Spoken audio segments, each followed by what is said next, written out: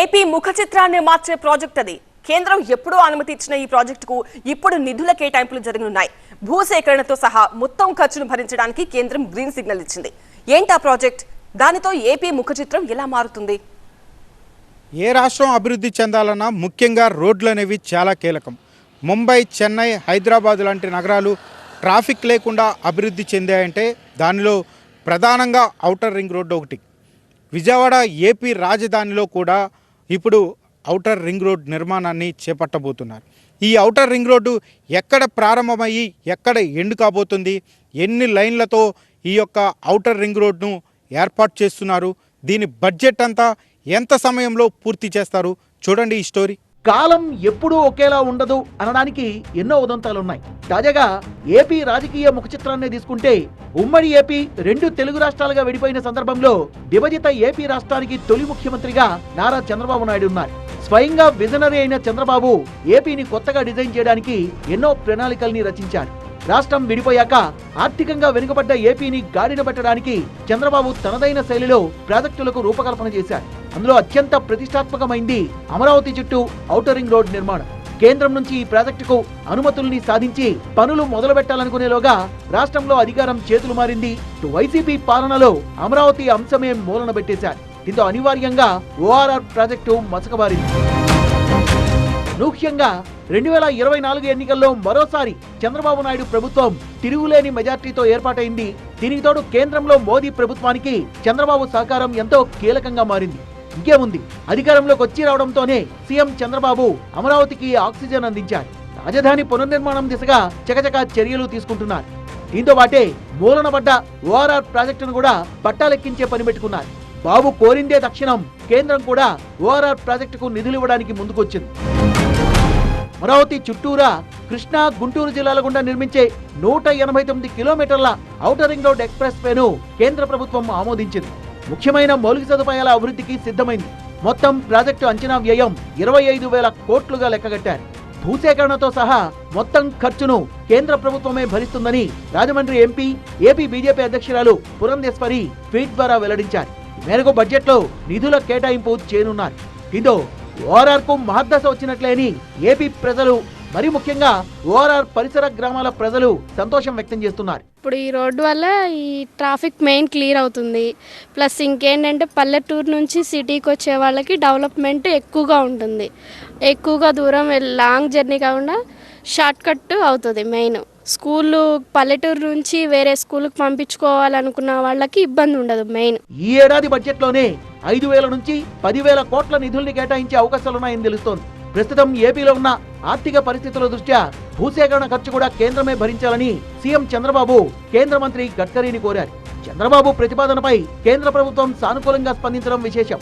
2018లో ఈ ప్రాజెక్టును మొదటిసారి ప్రతిపాదించినప్పుడు అంచనా వ్యయం 17,000 కోట్లు. 5 ఏళ్లుగా దీన్ని నిర్లక్ష్యం చేయడం వల్ల అంచనా వ్యయం పెరిగి అది కాస్త 25,000 కోట్లకు చేరుకుంది. అంటే జగన్ ప్రభుత్వ వైఖరి వల్ల 8,000 కోట్ల భారం అదనంగా పడింది. చంద్రబాబు ప్రభుత్వం రూపొందించిన ప్లాన్ ప్రకారం ఓఆర్ఆర్ మొత్తం 189 కిలోమీటర్లు, తూర్పు భాగంలో 78 కిలోమీటర్లు కాగా పశ్చిమంలో 111 కిలోమీటర్లు, మొత్తం 3 దశల్లో 11 ప్యాకేజీలుగా ఓఆర్ఆర్ నిర్మాణం పూర్తి చేయాలని ప్రతిపాదించారు. 6 లేన్ల యాక్సెస్ కంట్రోల్ తో ఎక్స్ప్రెస్ వేగా దీన్ని అభివృద్ధి చేయనున్నారు.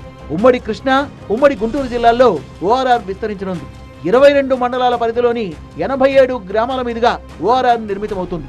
ఇందులో మొత్తం 9 ఇంటర్చేంజ్లుంటాయి. కొండ ప్రాంతాల్లో 3 టన్నెల్స్ నిర్మిస్తారు. వీటితో పాటు 14 ఓవర్ బ్రిడ్జిలు కూడా నిర్మిస్తారు. 78 అండర్ పాస్లు కూడా నిర్మాణం అవుతాయి. ఓఆర్ఆర్ పూర్తయితే అటు ఏపీతో పాటు ఇటు అమరావతి అభివృద్ధి పరుగులు పెడుతుంది. ఏపీ ప్రభుత్వం పైసా ఖర్చు పెట్టకుండా పూర్తిగా కేంద్ర ప్రభుత్వమే నిర్మాణ వ్యయం భరిస్తోంది. దీనివల్ల రాష్ట్ర అభివృద్ధితో పాటు తమ కలల రాజధాని అమరావతితో పలు నగరాలకు దూరం తగ్గి కనెక్టివిటీ బాగా పెరుగుతుంది. ఇది అంతిమంగా ఆర్థిక వృద్ధిని నమోదు చేస్తుంది. ఓఆర్ఆర్ తో లోపలి భూములే గాక ఓఆర్ఆర్ బయటున్న భూములకు కూడా మంచి డిమాండ్ వస్తుంది. ఈ ప్రాంతం భూములు బంగారం అవుతాయి. దీని మీద అంటే ప్రస్తుతానికి ఓఆర్ఆర్ వల్ల మాకు అంతా బాగుందండి. ఈ ట్రాఫిక్ కూడా తగ్గుతుంది, ప్లస్ ఈ ల్యాండ్ రేట్లు అవి పెరుగుతాయి.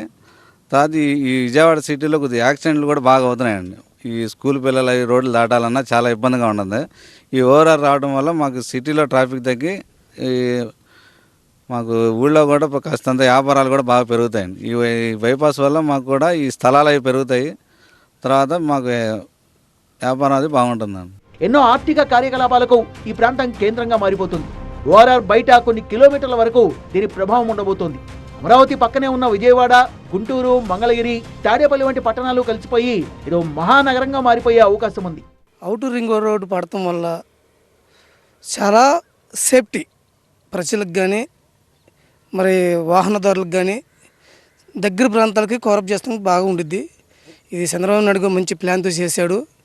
చాలా భవిష్యత్తులో కూడా మంచిగా హైదరాబాద్ ఎట్టయితే డెవలప్ చేశాడు, హైటెక్ సిటీ లాగా ఇవన్నీ రోడ్లన్నీ ఇంకా ఆయన ఉన్న ప్రభుత్వం హైదరాబాద్లో ఉన్నప్పుడు 2014 ముందు ఎంత డెవలప్ చేశాడో అదేవిధంగా మన ఆంధ్రప్రదేశ్ని కూడా బాగా డెవలప్ చేస్తాడని అవుటర్ రింగ్ రోడ్డు వల్ల 2 జిల్లాలని కోరప్ చేస్తుంది.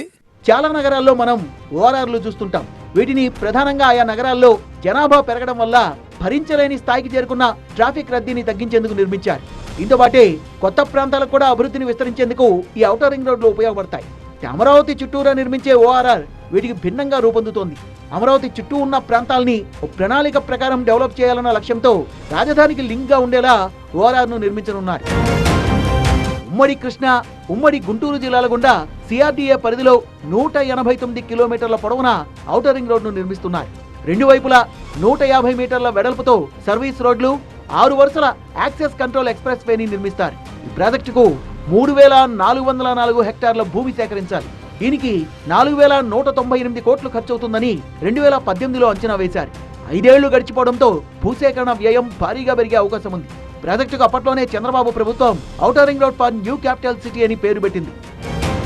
కృష్ణా, గుంటూరు జిల్లాల మీదుగా వెళ్లే నేషనల్ హైవేస్, స్టేట్ హైవేస్ తో పాటు జిల్లా ప్రధాన రహదారుల్ని 13 చోట్ల ఓఆర్ఆర్ క్రాస్ చేస్తుంది. ఓఆర్ఆర్ లో భాగంగా కృష్ణానదిపై 2 ఐకానిక్ బ్రిడ్జిలు నిర్మిస్తారు.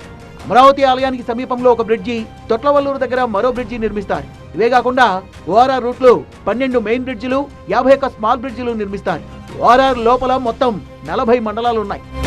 ప్రస్తుతం అమరావతికి వెళ్లాలంటే విజయవాడ, గుంటూరు, తాడేపల్లి, మంగళగిరి మీదుగా వెళ్లాల్సిందే.